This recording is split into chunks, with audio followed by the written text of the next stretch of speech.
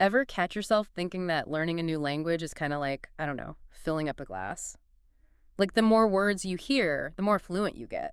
Yeah. But what if it's way more dynamic than that? I like where you're going with this. Today, we're diving deep into second language acquisition. And we've got these excerpts, right? They get into the nitty-gritty of how people actually learn languages. And, spoiler alert, it's not just about keeping your ears open. Definitely not passive listening, that's for sure. So get ready to uncover the roles, interaction, attention, even our own brains play in all this. It's pretty wild. It really is. It's something we often take for granted, how we learn languages. Totally. But when you really think about it, it's way more active, way more engaging than we realize. Right. It's like you can't expect to become like Serena Williams just by watching Wimbledon, right? You might learn some tennis terms, how the game works even, but you're not going to win any matches just sitting there. You got to get on the court. You got to, interact. Exactly. And that actually leads perfectly into our first stop on this little deep dive, the interaction hypothesis. This researcher, Michael Long, his work suggests just being exposed to a language, well, it's not enough. Okay. For real acquisition, we need something called, get this, modified interaction. All right. Modified interaction. Sounds a little sci-fi, don't you think? Right. But I have a feeling it's more common than we think. So what's that look like in real life? Yeah, you're right. Way less about spaceships, more about everyday conversations. Okay. Think of it like a dance. Each person's kind of adjusting how they're communicating to make sure the other person gets it, Okay. Could be something as simple as asking someone to repeat themselves. Or do you understand? Even a gesture, a nod, it can make the input clearer. So it's less about like dumbing down the language and more about meeting the learner where they are. Exactly. It's this back and forth, this constant adjustment that seems to be key. Research even shows that this kind of like spontaneous adaptation during a conversation is more effective than, let's say, simplifying the language beforehand. Makes sense though, right? Because we all do that. Like when you explain something complicated, you use different examples, break things down. Right. Whatever it takes for the other person to get it. It's like our brains, they just know to do that. Exactly. And what's so cool is that interaction is not just about like sending information. It's about really shaping how we understand things. Oh, yeah. Ever notice that when you explain something to someone, Yeah. sometimes you understand it even better yourself? Oh, totally. It's like, wait a minute, now I get it. Those moments are powerful. Yeah. But, okay, so interaction's important. Uh-huh. But even with crystal clear input, our brains still need to do their thing. It's not like we're just, empty containers. You got it. And this brings us to noticing and processing. Because think about it. Even if we're surrounded by a language we understand, our brains, they can't absorb every single thing. There's a limit. Yeah, it's like trying to drink from a fire hose. Yeah. Way too much at once. Yeah, you just get overwhelmed. So how do our brains decide what to pay attention to then? That is the question, isn't it? We've got limited processing power, and when we encounter a new language, our brains, they naturally focus on meaning first. Yeah. It's like, what's going on? Survival mode, right? Grammar can wait. Makes sense. Makes perfect sense. Right. But even if we're focused on the meaning, something's going to click for us to actually learn it, right? That's where Richard Schmidt comes in. Okay. Researcher. Yeah. He's got this idea called the noticing hypothesis. Basically, we can't learn what we don't notice, right? He actually had this light bulb moment himself learning Portuguese. Oh, really? Yeah. And he realized, even though he was surrounded by the language, it wasn't until he consciously became aware of certain things, certain patterns. Yeah. That's when it clicked. It's like those optical illusions. You only see one thing until someone points out the other image hidden in it, and then bam, you can't unsee it. Exactly. Is it like that with language too? We need these like aha moments for it to stick. Absolutely. And it gets even deeper into how our brains process information in general. Like, there's this fascinating study by Van Patten. English speakers were given this Spanish sentence, la sigue el señor. They kept misinterpreting it, though. Because they were relying on just word order. Exactly, like in English. Got it. So instead of the man follows her, they thought it was she follows the man. Oh, wow. They were so focused on the overall meaning, they missed this little grammar clue. The pronoun la, it's the object, not the subject, of the verb.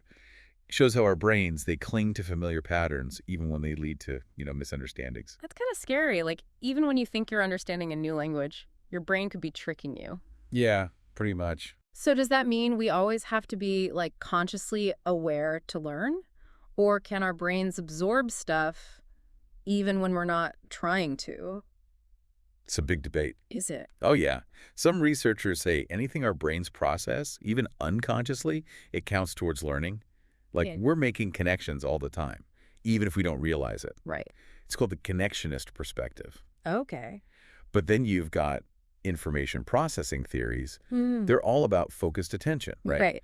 We only have so much brain power, so what we choose to focus on, that's what matters. So it's not enough for the information to just be there. Right. You really have to notice it, engage with it. Exactly. That's fascinating. It is. So it's not just about the input, but how our brains use it, what we pay attention to, how we connect it to what we already know. You getting it. And this brings us back to interaction. We do live a full circle. Right. But this time, it's not just about understanding what we hear. It's about, like, actually speaking the language. You got it. And that's where things get even more interesting. Okay. We're moving beyond just listening to actually using the language, messing up, and learning from those mistakes. Yeah. It's like stepping out of the audience and onto the stage. Oh, okay. And this is where Vygotsky comes in. Oh, yeah. Vygotsky. Specifically, his idea of the zone of proximal development. Yeah. The ZPD. Right. Finding that sweet spot where you're challenged just enough to learn and grow, but you've got the support to keep you from getting overwhelmed. Yeah. Yeah. And we usually think of the ZPD as like an expert and a newbie. Yeah. Like a teacher and a student, right? Right. But it's actually much broader. Peer learning is huge here. Think about two friends learning a language together. They might not have perfect grammar or anything, Right. but they're figuring things out, supporting each other. Yeah. You're in the ZPD together. And even with mistakes, they're pushing each other further. Totally. They're literally figuring out the language together. Exactly. Co-constructing their knowledge. Love that. There was a really good example of this, some research. You're probably thinking of Swain and Lapkin's work on collaborative dialogues. Fascinating stuff. Yeah, that's it. They looked at how learners, even with errors, they actually help each other speak more correctly. In one study, learners had to create a story together, and what they observed was, wow. It's like they're building something together. Exactly, like putting together a puzzle, right? Yeah, yeah. Trying different pieces, realizing, hold on, that doesn't fit quite right, and then boom, they figure out a better way. And that's what makes this kind of learning so cool, right? It's the best. Hmm.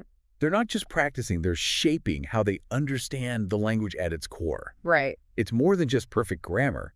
It's about using language as a tool to actually build something together, you know? So it's not just about what you say, it's the act of speaking actually helps make it stick. Exactly.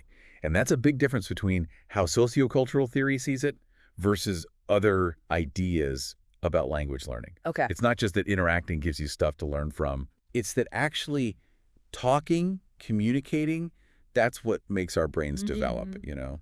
Whoa, that's deep. So we've gone from, like, soaking up a language to really getting our hands dirty with it. Like that.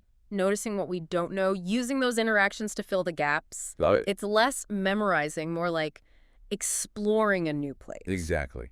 And while there's still so much we don't know about how our brains do all this, Right. one thing's for sure, it ain't simple. Yeah. We've got interaction, attention, how we process things, the whole social side of learning, and we're just scratching the surface. It's wild when you think about it. It is. Like, having a simple chat is actually this crazy dance between brains, all these mental gears turning together. It makes you appreciate how complex it all is. Yeah. And how amazing it is that we can even do it, you know? I know, right? So big takeaway, don't just listen, talk. Notice things, interact, make mistakes, ask away. Don't be afraid to stumble a bit. Because those are the moments, those Yep. little aha moments, those conversations where we really start to figure out this whole language thing. And on that note, we're going to leave you with something to chew on. What else plays a role in how we learn languages? Good question. Motivation, personality, maybe even how the language sounds. Interesting. Keep those brains buzzing, folks, and we'll catch you next time. Like when you're trying to, jam in that last piece of a puzzle, Right. and then suddenly it just clicks. Exactly. That aha moment, that seems to be a big part of all this. Huge.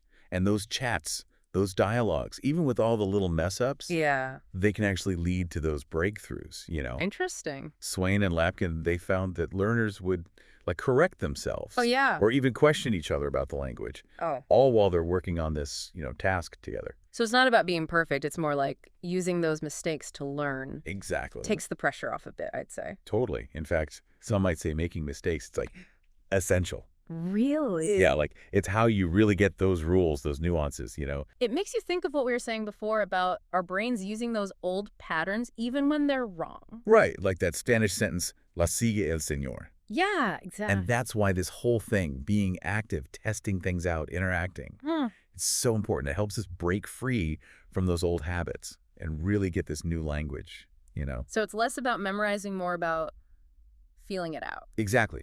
It's about going beyond just the rules, being able to use them naturally in the moment. And that takes practice, obviously. It does, but it's so worth it. This has been, wow, eye-opening is an understatement. Right. We went from language learning being this passive thing. Like a sponge, right? Yeah, to this whole dynamic system. So Interaction, attention, how our brains work, all of it. it really shows you our brains are incredible.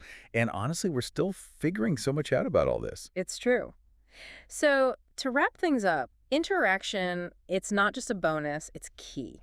Couldn't agree more. You gotta pay attention, process things, actually use the language. Make it yours. And maybe most important, What's that? it's okay to mess up. The best learning comes from that, yeah. Totally. So as we finish up this deep dive, I know already. I know, right? Something to think about. Okay, I'm listening. If being active is so important, what can you start doing right now to make your own language learning more, well, active? Love that. Find a language buddy, a conversation group, even just narrate your day in your head, you know? Those little things add up. Every little bit helps. Well, that's all we've got for today's deep dive. We hope you enjoyed exploring second language acquisition with us. It's been fun. Until next time, keep those minds curious and those conversations going.